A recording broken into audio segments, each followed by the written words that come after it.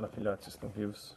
No vídeo de agora nós vamos falar um pouquinho sobre momentos de crise, sobre buscando a saída da caverna, uma atitude filosófica. Esses conflitos entre várias de nossas crenças e um saber estabelecido indicam a principal circunstância que somos levados a mudar de atitude.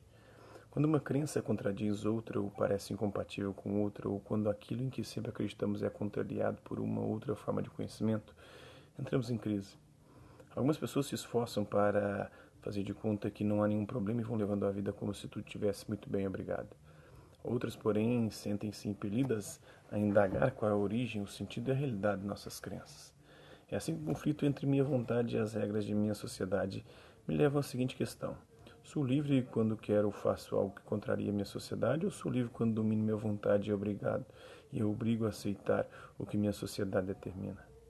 Ou seja, sou livre quando sigo a minha vontade ou quando sou capaz de controlá-la? Ora, para responder essa questão, precisamos fazer outras perguntas mais profundas. Temos de perguntar o que é liberdade, o que é a vontade, o que é a sociedade, o que são o bem e o mal, o justo e o injusto.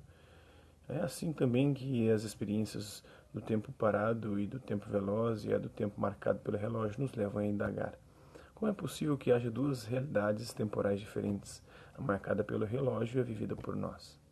Qual é o tempo real e verdadeiro? Mas para responder essa pergunta, novamente é preciso fazer uma pergunta mais profunda. O que é o tempo?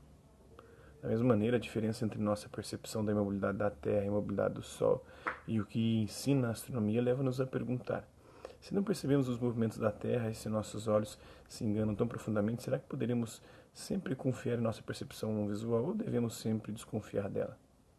Ou será que a gente deve aderir ao terraplanismo e aos nossos sentidos plenamente e achar que não, é tudo, é o que a gente percebe mesmo, a gente vê o Sol movendo, é porque o Sol se move, a Terra está parada, a Terra é plana. Será que percebemos as coisas como elas realmente são? Para responder a essas perguntas, precisamos fazer duas outras mais profundas. O que é perceber e o que é a realidade? O que está por trás de tais perguntas? O fato de que estamos mudando de atitude. Quando o que era objeto de crença aparece como algo contraditório, problemático e por isso se transforma em indagação e interrogação, estamos passando da atitude costumeira à atitude filosófica. Essa mudança de atitude indica algo bastante preciso. Quem não se contenta com as crenças e opiniões pré-estabelecidas, quem percebe contradições e incompatibilidade entre elas, quem procura compreender o que elas são e por que são problemáticas, está exprimindo um desejo, o desejo de saber. E é exatamente isso que, na origem, a palavra filosofia significa, pois em grego, filosofia quer dizer amor à sabedoria. Então, buscando a saída da caverna, a atitude filosófica.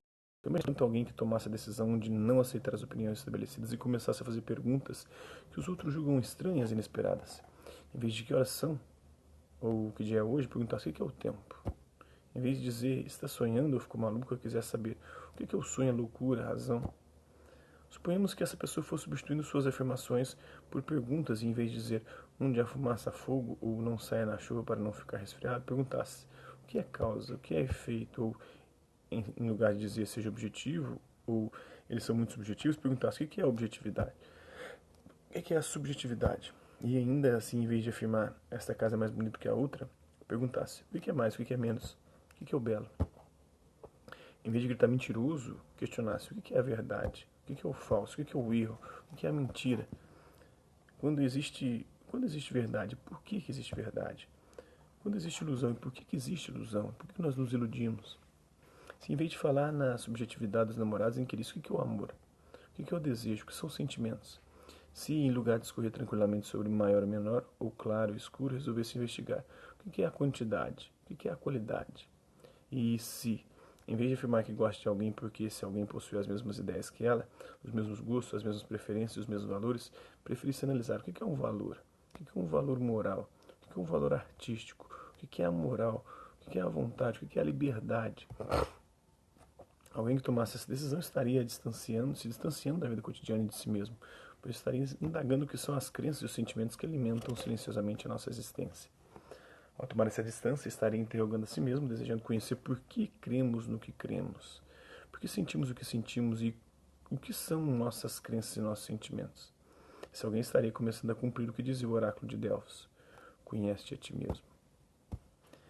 Estaria passando a adotar a atitude filosófica. Assim, uma primeira resposta à pergunta o que é filosofia poderia ser: A decisão de não aceitar como naturais, óbvias e evidentes as coisas, as ideias, os fatos, as situações, os valores, os comportamentos de nossa existência cotidiana.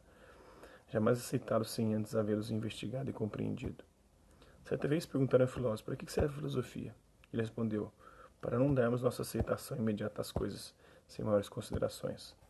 Como Morfeu disse a Nil e Sócrates dissera aos atenienses. Então, tem uma foto de 2004 mostrando a sem-teto Maria Genoveva Vieira, que após o despejo de famílias do edifício Almeida, na Avenida São João, região central de São Paulo, passou a noite na rua com a família. Por que existe a miséria? Então, questões aí. Que paralelos podemos estabelecer entre o personagem Neo do filme Matrix e o filósofo Sócrates? Por que Sócrates é considerado o patrono, o pai da filosofia? O que Platão quis representar no mito da caverna? Quais são as nossas crenças costumeiras, as nossas opiniões cotidianas? Em que momento passamos da atitude costumeira à atitude filosófica? Então fica esses questionamentos, espero que vocês tenham gostado do vídeo. Quem curtiu, dá um like, quem não curtiu, dá um dislike. Quem se interessar pelo conteúdo do canal é só se inscrever, ativar o sininho e guardar os próximos vídeos e as próximas notificações. Deixe também seus comentários dizendo o que você tem achado dos vídeos, sugestões de temas e assuntos para serem abordados em vídeos posteriores. É isso aí, hasta la vista, babies, e até a próxima.